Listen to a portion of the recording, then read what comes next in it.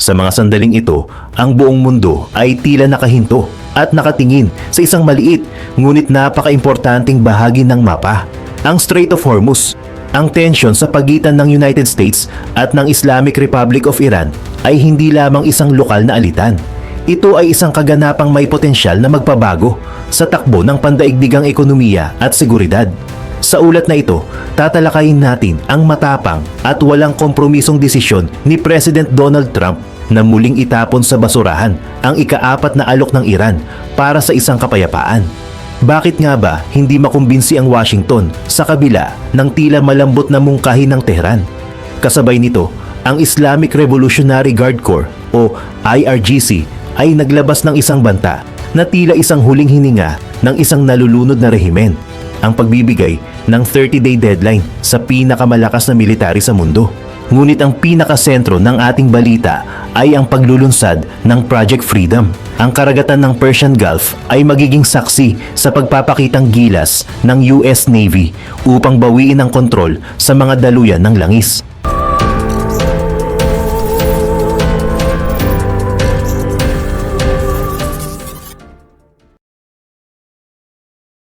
Sa loob ng nakalipas na ilang linggo, ang likod ng mga saradong pinto ng diplomasya ay naging saksi sa isang cat-and-mouse game.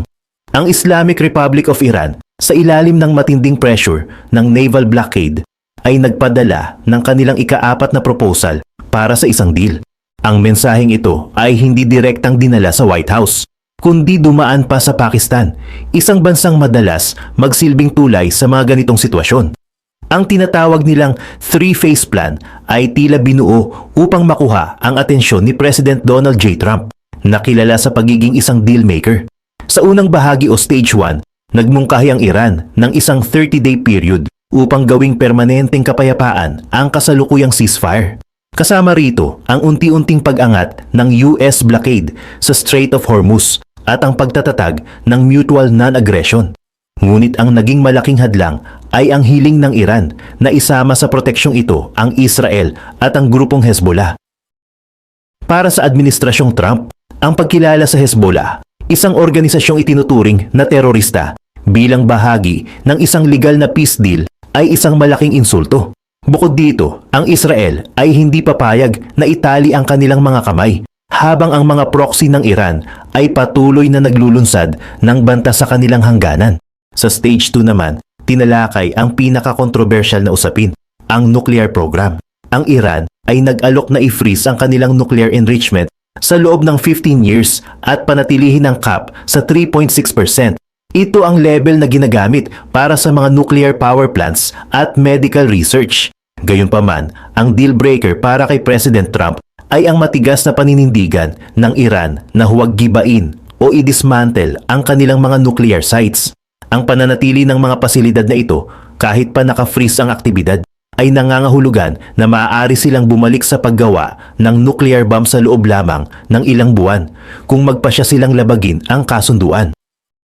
Sa huling bahagi o stage 3, nais ng Iran na maglunsad ng isang malawakang Middle East security talk na kinasasangkutan ng lahat ng bansa sa rehiyon. Bagamat maganda pakinggan, nakita ng Washington na ito ay isa lamang paraan ng Iran upang bumili ng oras at makahinga mula sa sakal ng mga sanctions.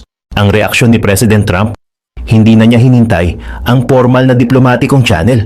Sa loob lamang ng 2 oras matapos matanggap ang proposal, naglabas siya ng pahayag. No, para sa kanya, ang deal ay dapat na kumpleto, walang itinatago at garantisadong tatapos sa banta ng Iran sa mundo. Ang mabilis na pagtanggi na ito ay nagdulot ng gulat sa Foreign Ministry ng Iran. Si Esmail Baghaei, ang kanilang spokesperson, ay tila nalito kung paano ipapaliwanag sa kanilang mamamayan na ang kanilang masterstroke na proposal ay binaliwala lamang ng United States. Dahil wala ng puwang ang diplomasya, ang susunod na kabanata ay isusulat sa ibabaw ng asul na karagatan. Ang US military ay formal nang nag-anunsyo. Ang Project Freedom ay opisyal na magsisimula sa May 4. Ang Strait of Hormuz ay hindi lamang isang karaniwang daanan ng barko.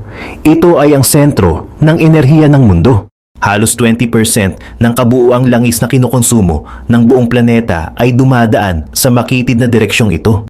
Nang magpasya ang IRGC na magsagawa ng blockade, para na rin nilang hinawakan sa leeg ang pandaigdigang ekonomiya. Ang presyo ng petrolyo sa New York, London at Tokyo ay direktang apektado ng bawat galaw ng IRGC sa bahaging ito ng mundo. Ang Project Freedom ay idinisenyo upang tapusin ang panggigipit na ito. Ayon sa kumpirmasyon ng US Central Command, ang operasyon ay hindi isang direktang pagsalakay sa lupa ng Iran, kundi isang Freedom of Navigation Escort Mission. Ibig sabihin, ang mga higanting warships ng Amerika, gaya ng USS Milius, ay papasok sa Strait of Hormuz upang magsilbing proteksyon sa mga neutral na cargo ships at oil tankers. Sa mga nakalipas na araw, ang mga bansa gaya ng UK, India at South Korea ay humingi na ng tulong sa United States. Ang kanilang mga barko ay kasalukuyang nakatambay sa paligid ng Persian Gulf, takot na pumasok dahil sa banta ng IRGC na kumpiskahin ang kanilang mga kargamento. Si President Trump ay naging malinaw. Ang mga barkong ito ay mga innocent bystanders. Sila ay mga mangangalakal na walang kinalaman sa alitan at hindi papayagan ng Amerika na sila ay maging biktima ng piracy ng isang gobyerno. Ngunit may malaking tanong. Lalaban ba ang IRGC? Ang IRGC ay nagdeklara na handa na silang simulan ng conflict. Sila ay nagbabala na anumang pagpasok ng US Navy sa kanilang territorial waters ay ituturing na akto ng digmaan. Dito natin makikita ang tensyon. Ang IRGC ay kilala sa paggamit ng mga swarm tactics, daan-daang maliliit na speedboats na mabilis kumilos at armado ng mga missiles at machine guns. Sa kabilang banda, ang US Navy ay may mga Aegis combat systems na kayang tumarget ng dose-dose ng mga banta ng sabay-sabay. Kung magpapasya ang Iran na umatake sa May 4, ang Project Freedom ay maaaring maging mitya ng isang malawakang naval battle na hindi pa nakikita ng mundo simula noong World War II. Gayunpaman, marami ang naniniwala na ang Iran ay nagbabluff lamang. Alam nila na sa oras na magpaputok sila ng isang bala laban sa isang US destroyer, ang ganti ng Amerika ay magiging sapat upang burahin ang kanilang buong navy sa mapa. Habang nakatingin ang lahat sa mga kanyon at missiles, may isang mas tahimik ngunit mas nakamamatay na krisis na nagaganap sa loob mismo ng Iran. Ito ang krisis sa tubig. Sa gitna ng lahat ng banta ng digmaan, ang mga mamamayan ng Tehran ay nahaharap sa isang katotohanan. Maaaring wala na silang mainom sa mga susunod na linggo. Ang infrastruktura ng Iran ay nasa punto na ng pagbagsak. Ang 5 pangunahing dam na nagsusuplay ng tubig sa Tehran, ang Karaj, Lachian, Lar, Taleghan at Mamlu, ay iniulat na nasa ilalim na ng 20% capacity. Ito ay isang alarmang hindi maaaring balewalain. Sa kabila ng ilang mga pag-ulan sa mga nakalipas na araw, ang mga reservoir ay hindi na puno. Ayon sa mga eksperto, ang mga dam na ito ay may hawak na lamang na 345 million cubic meters ng tubig. Mas mababa ng 90 million cubic meters kumpara sa nakaraang taon. Bakit ito nangyari? Hindi lamang ito dahil sa climate change o kakulangan ng ulan. Ito ay resulta ng dekada ng korupsyon at maling prioridad ng Islamic Republic. Sa loob ng 40 taon, ang pondo ng bayan ay inubos sa pagbuo ng mga ballistic missiles at pagpopondo sa mga rebelding grupo sa Yemen, Syria at Lebanon. Ang mga water treatment plants, ang mga tubo at ang maintenance ng mga dam ay napabayaan. Sa ngayon, ang mga residente sa Tehran ay nakakaranas na ng madalas na water rationing. Ang kawalan ng tubig ay hindi lamang usapin ng uhaw. Ito ay usapin din ng sanitasyon at agrikultura. Kapag ang mga dam ay tuluyang natuyo, magkakaroon ng malawakang pagkamatay ng mga pananim, nahahantong sa matinding kakulangan sa pagkain. Ang krisis na ito ang nagpapaliwanag kung bakit desperado ang IRGC na makakuha ng deal mula kay President Trump. Kailangan nila ng pera upang ayusin ang kanilang bumabagsak na bansa. Ngunit dahil sa kanilang matigas na ulo at patuloy na pagsuporta sa terorismo, ang mga sanctions ay nananatiling mahigpit at ang pondo na dapat sana ay pambili ng tubig ay napupunta sa mga kagamitang pandigma. Ang Iran ay tila isang bahay na nasusunog mula sa loob habang ang mga nakatira rito ay abala sa pakikipag-away sa kanilang mga kapitbahay. Sa mundo ng intelligence at espionage, hindi lahat ng impormasyon ay nanggagaling sa mga satellite o spies. Minsan, ang pinakamahalagang senyales ay nanggagaling sa isang bagay na kasing simple ng pizza. Ito ang tinatawag na Pizza Index. Sa loob ng maraming taon, napansin ng mga observers sa Washington DC na tuwing may malaking kaganapan o pagsalakay na gagawin ang United States, ang mga pizza delivery shops sa paligid ng Pentagon ay biglang nagiging sobrang busy sa gitna ng gabi. Bakit? Dahil ang mga general, mga intelligence analysts at mga opisyal ng military ay hindi na umuuwi. Sila ay naka-lockdown sa loob ng Pentagon upang maghanda para sa digmaan. Dahil hindi sila makalabas para kumain, umuorder sila ng libu-libong pizza. Ngayong gabi, ang Pizza Index ay muling tumaas sa Code Red level. Lahat ng pizza places malapit sa Pentagon ay iniulat na may mahahabang listahan ng orders patungo sa headquarters ng US Defense Department. Bagamat tila nakakatawa, ito ay isang seryosong indicator sa mundo ng military analysis. Ibig sabihin nito, ang Project Freedom ay hindi lamang isang maliit na escort mission. Mayroong malaking paghahanda na nagaganap. Ang US military ay nasa state of high alert. Maaaring ang Pentagon ay sinasadya rin itong gawin bilang bahagi ng psychological warfare. Gusto nilang malaman ng Iran na handa silang puyatan ang pagpaplano ng kanilang pagkatalo. Sa kabilang banda, maaari ring ito ay tunay na indikasyon na sa loob ng 6 hanggang 9 hours mula ngayon, may maririnig tayong malalaking pagsabog o paggalaw ng mga tropa. Ang Pizza Index ay nagpapaalala sa atin na ang digmaan ay hindi lamang tungkol sa teknolohiya, kundi tungkol din sa mga taong nasa likod ng mga screen nagpaplano ng bawat galaw habang kumakain ng pepperoni pizza sa gitna ng gabi. Dahil sa blockade ng US sa Strait of Hormuz, ang pangunahing pinagkukunan ng pera ng Iran, ang langis, ay hindi na mailabas. Dahil dito, ang IRGC ay bumagsak sa isang antas na hindi mo aakalain para sa isang bansa. Naging mga oil smugglers sila. May mga video na kumakalat ngayon mula sa border ng Iran at Pakistan. Makikita rito ang mga maliliit na truck, mga container at maging ang mga hayop na ginagamit upang magpuslit ng maliliit na galon ng petrolyo palabas ng bansa. Ang Pakistan, na may mahabang kasaysayan ng pakikipagtulungan sa mga ganitong ilegal na gawain, ay tila pumapayag na maging bagsakan ng mga smuggled na produktong ito. Ngunit ang ganitong uri ng smuggling ay parang paglalagay ng band-aid sa isang malalim na sugat. Ang bilyon-bilyong dolyar na nawawala sa Iran dahil sa blockade ay hindi kayang palitan ng maliliit na transaksyong ito sa border.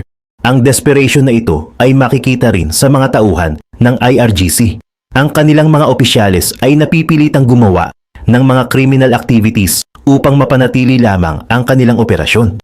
Sa loob mismo ng militar ng Iran, mayroon ding nagaganap na generational shift dahil marami sa kanilang mga dating general ang napatay na sa mga nakaraang strikes ng US at Israel. Ang mga bagong leaders ng IRGC ay mas bata na ngayon. Nasa 30s ang edad. Ang mga ito ay mga radicalized youth na walang karanasan sa tunay na digmaan at dala lamang ng matinding ideolohiya. Sila ang mga namumuno sa mga fast boats na umaatake sa mga cargo ships. Ang kakulangan ng karanasan ng mga batang opisyal na ito ay nagdaragdag sa panganib ng miscalculation. Isang maling desisyon mula sa isang mainit ang ulong 30-year-old commander ay maaaring magpasabog sa buong rehiyon. Habang ang gobyerno ng Iran ay abala sa pakikipaggera sa labas, ang tunay na kalaban nila ay nasa loob. Ang mga mamamayan ng Iran ay hindi na tahimik. Sa mga lungsod gaya ng Karaj at Qazvin, ang mga poster at banners ng IRGC ay sinusunog sa gitna ng gabi. Ang tinatawag na Immortal Guard, isang grupo ng mga anti-regime activists sa loob ng bansa, ay lalong nagiging matapang. Sila ang mga taong nagsasagawa ng graffiti sa mga pader na nagsasabing, "Ninanakaw ninyo ang aming pera para sa inyong mga missiles habang kami ay walang tubig." May mga posters na lumitaw kamakailan sa Karaj na direktang tumutukoy sa IRGC, "Looters of the nation, leave us and get out of our lives. Khamenei is waiting for you in hell." Ang galit na ito ay hindi lamang dahil sa politika, ito ay dahil sa sikmura.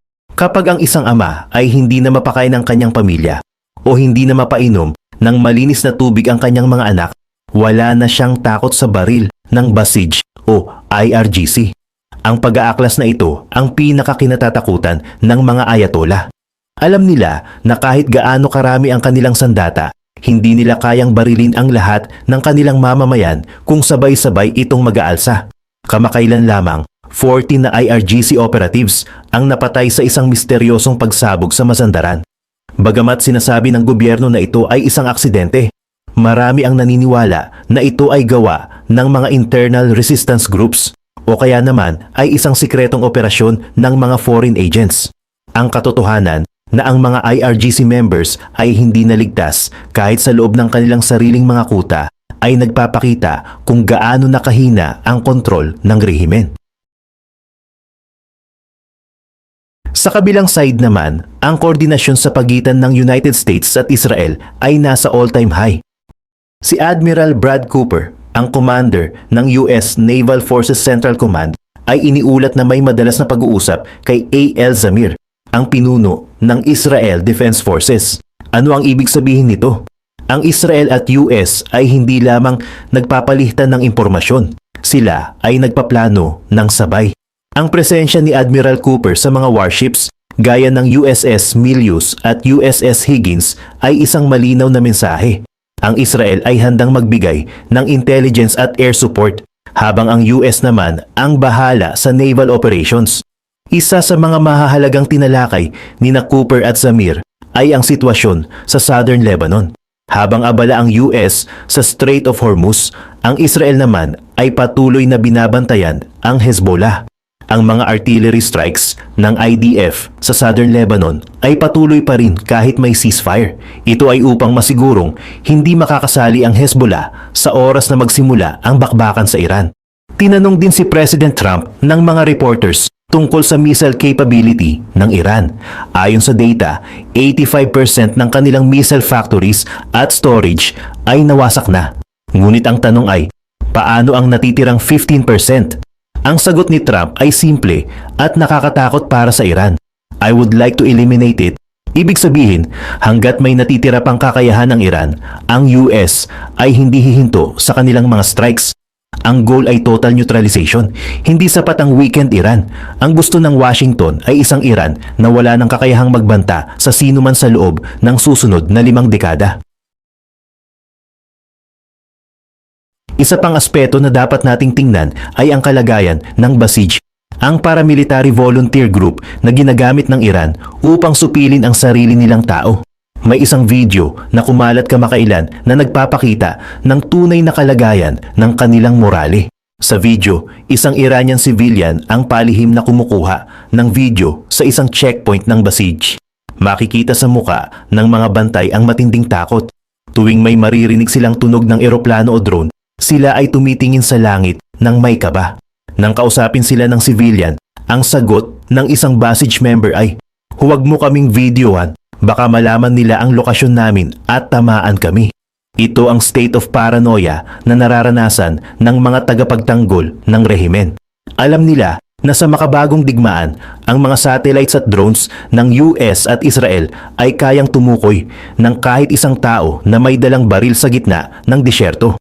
Ang kanilang mga leader ay nagtatago sa mga bunkers sa ilalim ng lupa, habang silang mga ordinaryong sundalo ay iniwan sa mga lansangan upang maging sitting ducks.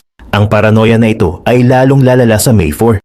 Sa pagsisimula ng Project Freedom, ang bawat radar signal, bawat tunog ng makina at bawat anino sa radar ay magiging sanhi ng takot sa panig ng Iran. Kapag ang isang militar ay hindi na naniniwala sa kanilang kakayahan, at mas takot pa sila sa kanilang kaaway kaysa sa kanilang katapatan sa pinuno, ang pagkatalo ay hindi na malayo. Sa gitna ng seryosong tensyong ito, hindi rin nawawala ang mga kakaibang eksena sa press briefings sa White House. May mga pagkakataon na tinatanong si President Trump ng mga reporters ng mga bagay na tila walang kinalaman sa tindi ng sitwasyon. Isang reporter ang nagtanong, "Maglulunsad ba kayo ng strikes sa loob ng Iran sa susunod na 10 minuto?" Ang tugon ni Trump ay isang halimbawa ng strategic ambiguity. Sabi niya, "Hindi ko sasagutin yan, pero lahat ay posible." Sa mundo ng military strategy, ang hindi pagsasabi ng no ay sapat na upang kabahan ang iyong kaaway. Ang media ay madalas na naghahanap ng headline. Ngunit si Trump ay gumagamit ng pagkakataong ito upang magpadala ng mensahe ng pananakot sa IRGC. Ang katotohanan ay ang US military ay hindi kailangang mag-anunsyo ng strike sa TV. Ang Project Freedom ay ang kanilang public face. Ngunit sa likod nito, may mga operasyong isinasagawa na hindi natin malalaman hanggat hindi pa tapos. Ang paggamit ni Trump sa social media at sa mga live interviews ay bahagi lamang ng mas malaking plano upang panatilihing off-balance ang mga leader sa Tehran. Sa pagtatapos ng ating malalim na pagsusuri, kailangan nating tanungin, ano ang mangyayari pagkatapos ng Project Freedom? Ang May 4 ay hindi lamang katapusan ng isang blockade. Ito ay simula ng isang bagong kaayusan sa Middle East kung magtatagumpay ang United States na ilabas ang lahat ng mga cargo ships ng walang malaking labanan. Ipapakita nito sa buong mundo na ang Islamic Republic ay wala ng taring o toothless. Mawawalan ng kredibilidad ang IRGC sa mata ng kanilang sariling mga proxies gaya ng Hezbollah at Houthi rebels. Sa kabilang banda, kung magkaroon ng engkwentro, asahan ang isang mabilis na escalation. Ang Israel ay hindi mananatiling nanonood lamang. Ang kanilang mga F-35 jets ay handa nang lumipad patungo sa mga nuclear sites ng Iran sa sandaling magkaroon ng dahilan. Ngunit ang pinakamahalagang kaganapan ay ang mangyayari sa mga lansangan ng Tehran. Sa pagkawala ng tubig, sa pagbagsak ng kuryente, at sa pagkapahiya ng kanilang militar sa Strait of Hormuz, ang mga mamamayan ng Iran ay maaaring umabot na sa kanilang breaking point. Ang tunay na pagbabago sa Iran ay hindi manggagaling sa US missiles, kundi sa kamay ng mga Iranian na nagnanais ng kalayaan, tubig, at isang buhay na walang takot sa IRGC. Ang Project Freedom ay isang mensahe. Ang karagatan ay para sa lahat. Ang trade ay dapat malaya. At ang mga rehimeng gumagamit ng pananakot bilang pulisiya ay may hangganan. Manatili tayong nakasubaybay sa mga susunod na oras. Ang bawat minuto ay mahalaga. Ang bawat pizza order sa Pentagon, ang bawat galaw ng barko sa Persian Gulf, at ang bawat patak ng tubig sa mga dam ng Tehran ay bahagi ng isang napakalaking kwento ng ating panahon.